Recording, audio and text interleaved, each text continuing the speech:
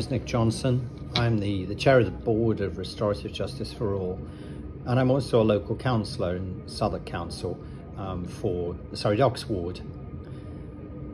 I think we've always seen the impact of COVID on not just the population in general, but the real impact it's had on young people in our borough. That people have not been able to sit exams normally, not been able to go to school, changed schools without being able to say goodbye to their classmates, started new schools without meeting their new classmates, just having incredible social isolation.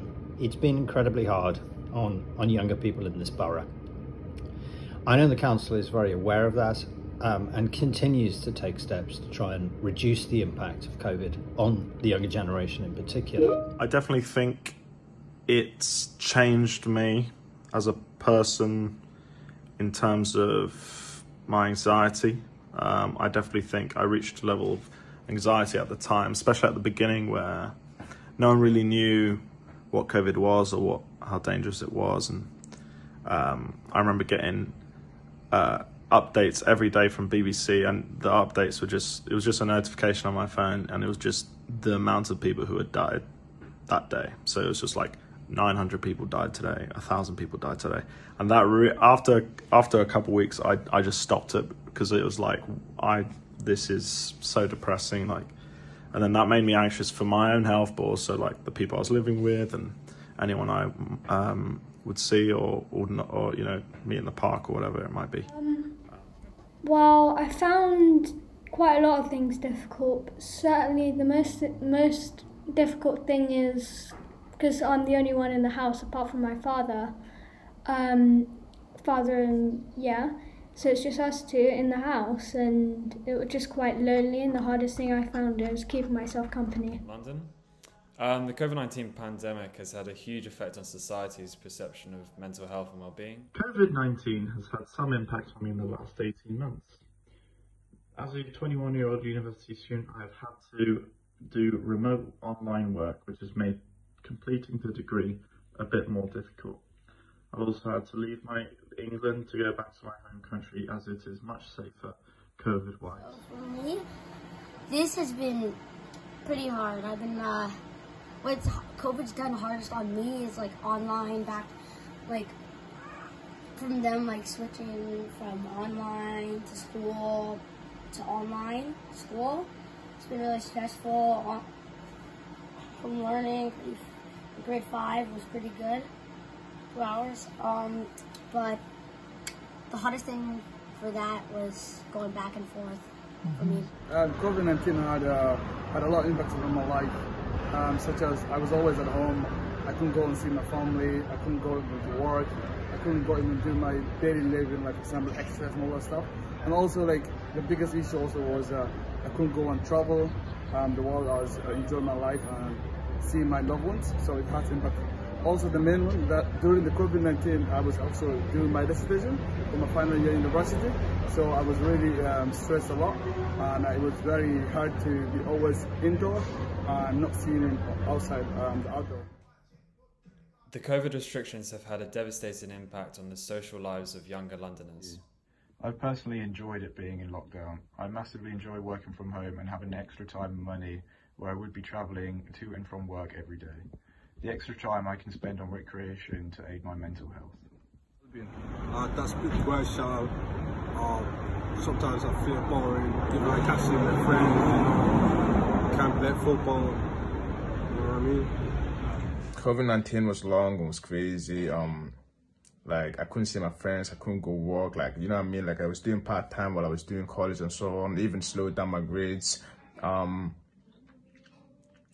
It was just basically a prison, bro. Like, it just met on days, you know what I mean? Like, it's just so long, bro. I can't go work, I can't go visit my friends, I can't go to work, I can't go travel. There's a lot of shit going on, you know what I mean? In terms of recreation, we've been stuck inside for over a year of some of our most exciting years of our lives. Being away from family and friends for a long period of time, we've missed out. Do I trust the vaccine? Yes. Yes.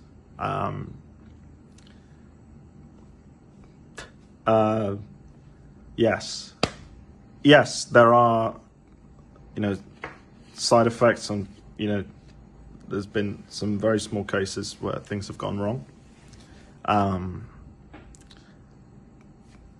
which is awful, but it's one of those things where you just look at the maths, and it's just like with any medication. You read the back of a paracetamol or whatever, there's always going to be side effects, Well, the vaccine has good and bad, I guess. People don't like it for some reasons, and people love it for some reasons. But I guess it's kind of just to make sure that if you get corona, then nothing will happen seriously to you, and you won't get fatally ill or anything like that. I would want to get that vaccine because I want to live on this earth for the rest of my life, how long I can live. With the vaccine? Nah, I don't trust that. Why? Because I heard about a lot of things going on about the vaccine thing. So I definitely trust the vaccine. I've recently had my second dose and I feel happy and confident in the science behind it. I have taken the vaccine and it is the right thing to do for me and for everyone around me, and I feel completely safe. I do trust the vaccine. I've had my first jab and waiting for the second. I think the science behind it is stable, and the fact that the majority of people have had it or are having it gives me trust. I do know friends, however, my age, that are more wary of the vaccine and struggle to get around how quickly the vaccine has been produced, so are a little more cautious of potential side effects later in the future. But in my opinion, the benefit of the vaccine greatly outweighs the risk of the virus. I don't get that. Why? Because I don't even know what's inside, Did you take your job? Yes, I took actually my 2 jobs, yeah. I actually think and believe that the vaccine is working. So I think that the way the mayor and the council could help young people get back on track is through investment into youth services, youth clubs and mental health services as well. Well, I take the vaccine now, but I don't trust it. Personally, I don't trust it. But if one day I had to take it, I'll take it. Like, you know what I mean? Unless I see persons taking it. But yeah. Yes, I would have the vaccine since it's kind of extra protection against coronavirus. And because of the new variants going around, I would rather have it than not. And it would be safer for me to have it, and I've never got a blood clot in my life, I don't think, so it should be fine. COVID-19 just... But on the other hand, like COVID-19 was actually not that bad, like improved environments and so on. But personally, COVID-19 was mentally draining. Like, I'm not even joking, bro. That was crazy. But hopefully we make it through. They're trying their best. I mean, it's COVID. COVID's been doing it.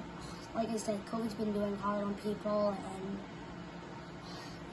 all of them been trying.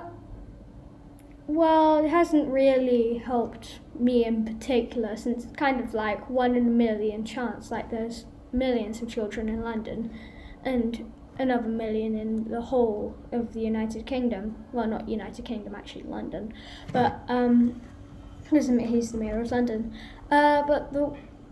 What he could do is try and support more people, since it's mainly the actual government supporting people, it's not the actual mayor. And also he could perhaps make travel free for children below the age of 50. Over the past 18 months, with the vaccine rolling out and everyone knowing much more about it, and the medicine coming through, and things slowly coming back to normal in a way, even though I don't think it ever will be normal in the same way. It's gotten a bit better, and just and I think a lot of people felt the same, and it's just I think it'll be a slow process for everyone, or for the people who have the anxiety around it, to feel comfortable in it again. Whether it might be, going to the shops or seeing a mate or going to a festival, just depends on the person, and it depends how that person is feeling at that particular time, because that can always fluctuate. It's not going to be a linear. Well, it might be for some people. For me, I don't think it's a linear thing. It's kind of up and down, but overall, it's down, obviously. But yeah.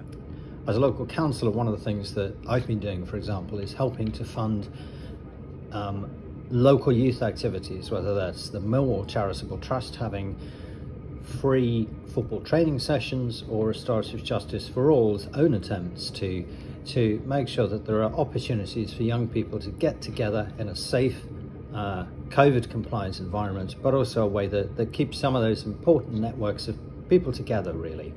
It's been a hard time, but we do seem, thankfully, to be getting close to the end of it. Fingers crossed.